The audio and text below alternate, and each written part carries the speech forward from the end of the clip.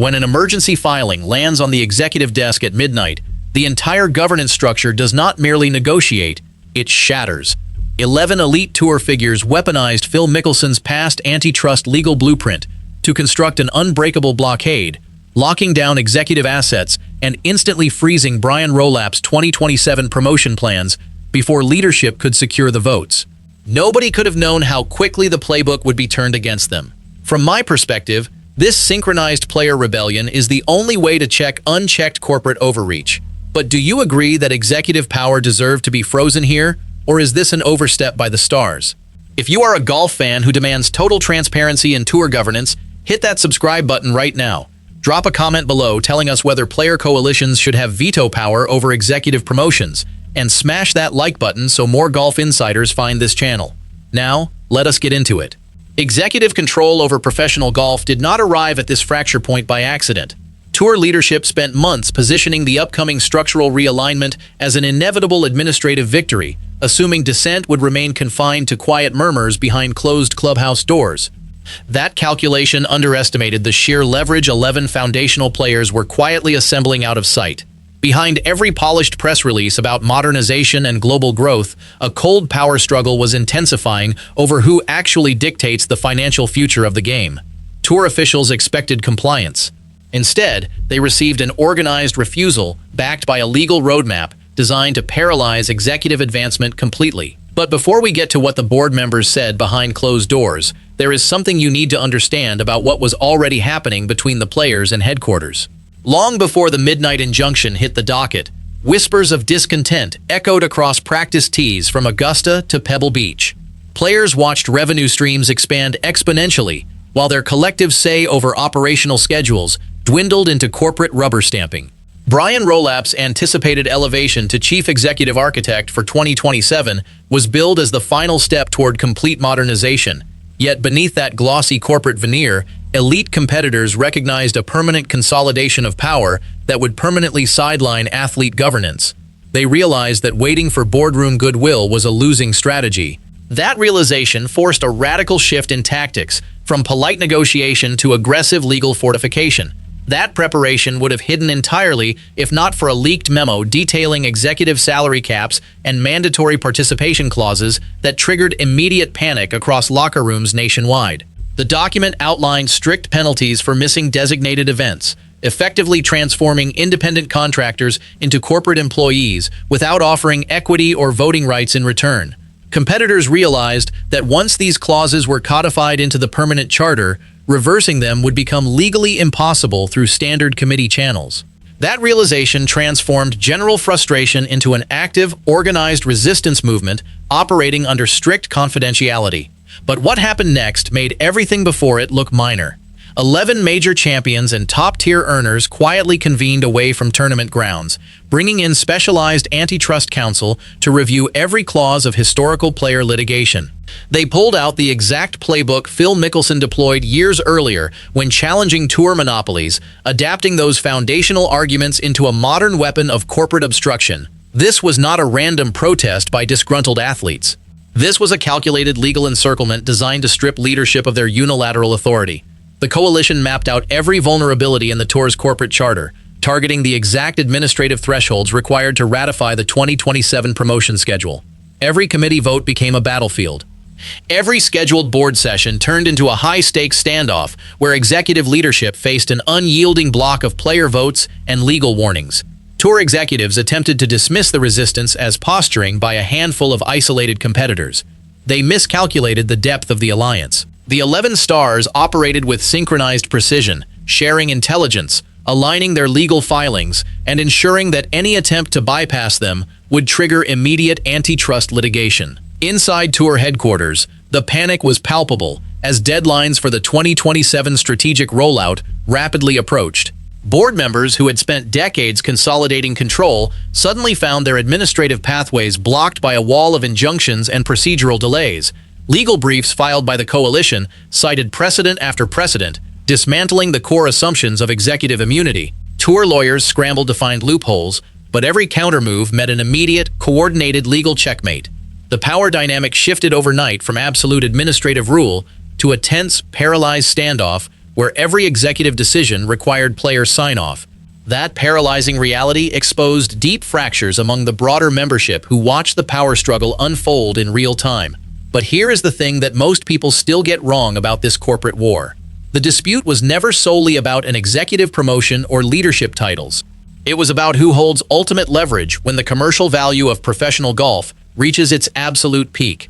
Executives argued that swift modernization required centralized authority without endless player interference. The coalition countered that centralized authority without athlete ownership was simply corporate appropriation disguised as sport governance.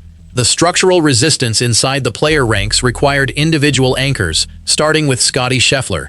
Known for public calm, Scheffler stepped into the inner circle with quiet, devastating precision. His primary grievance centered on mandatory media stipulations and the commercial control exerted by executive committees over independent earnings.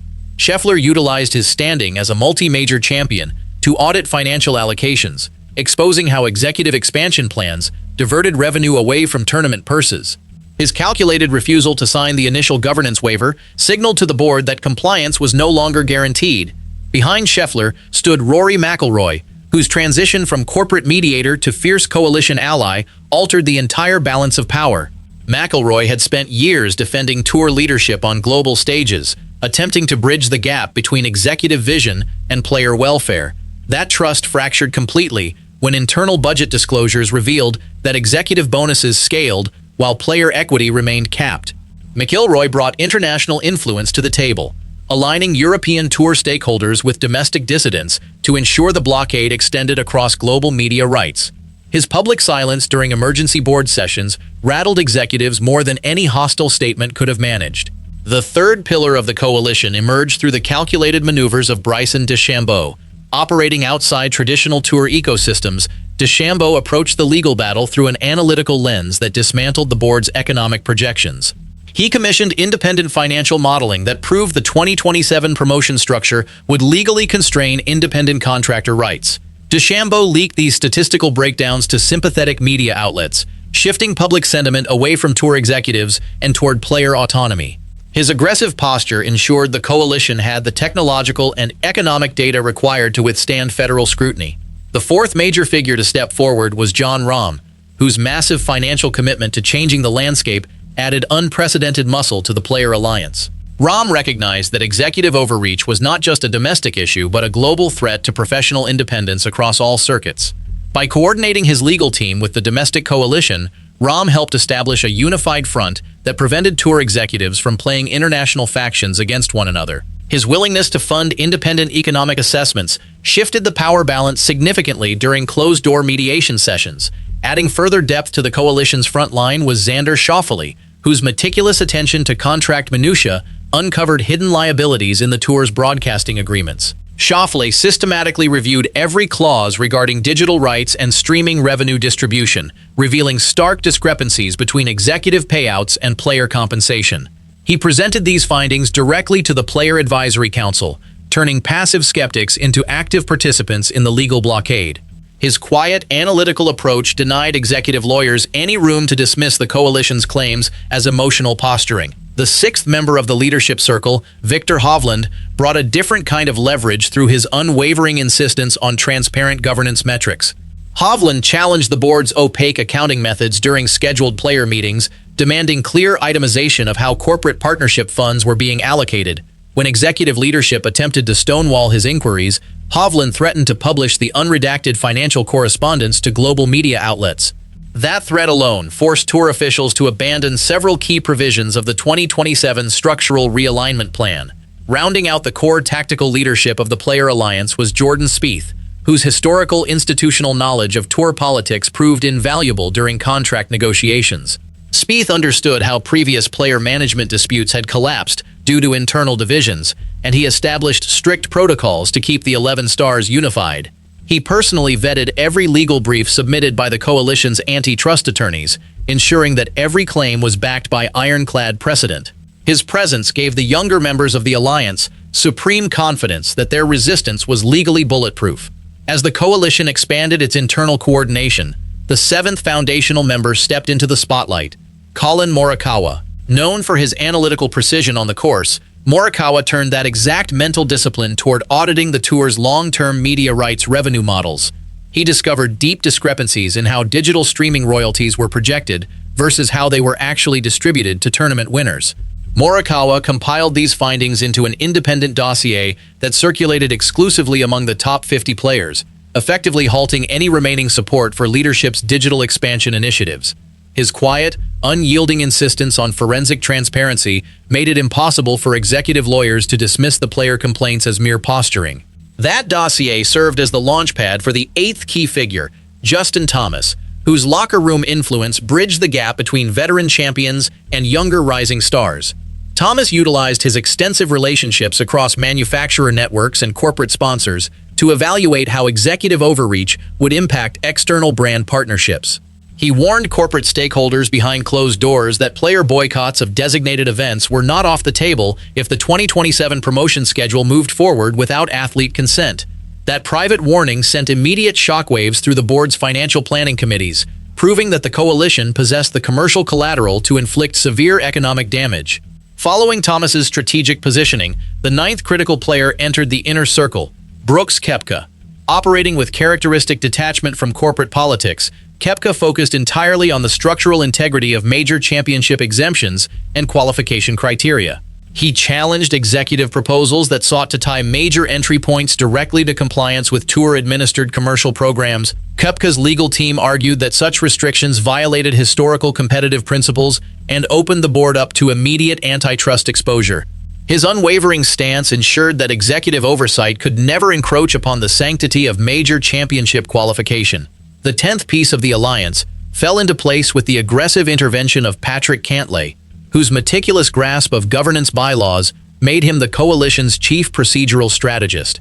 Cantlay sat through countless hours of committee meetings, weaponizing parliamentary procedure to delay votes on the 2027 structural realignment.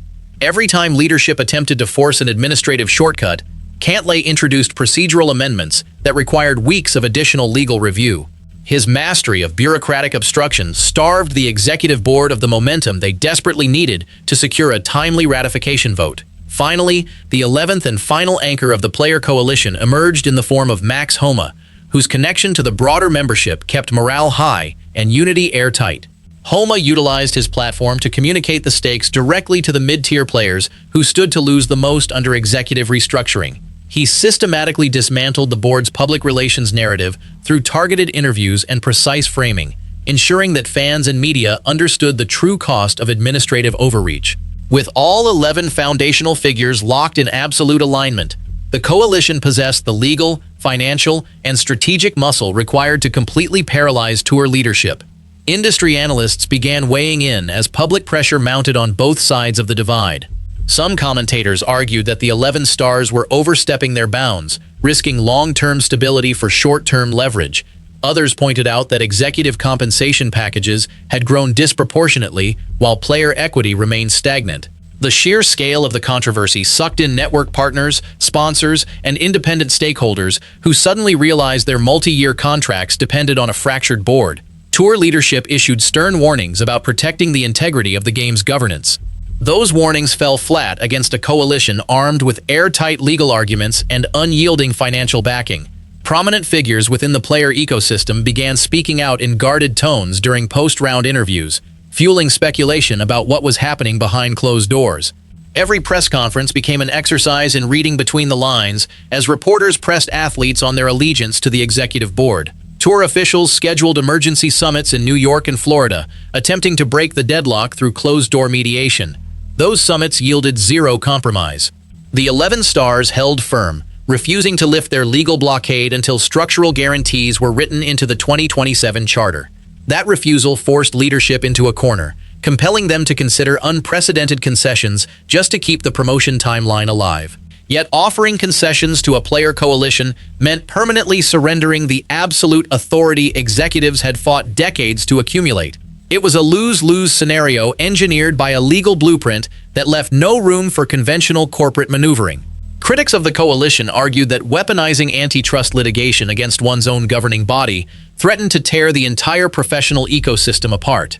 The players responded by pointing directly to the balance sheets, asking why executive security should outrank competitor rights.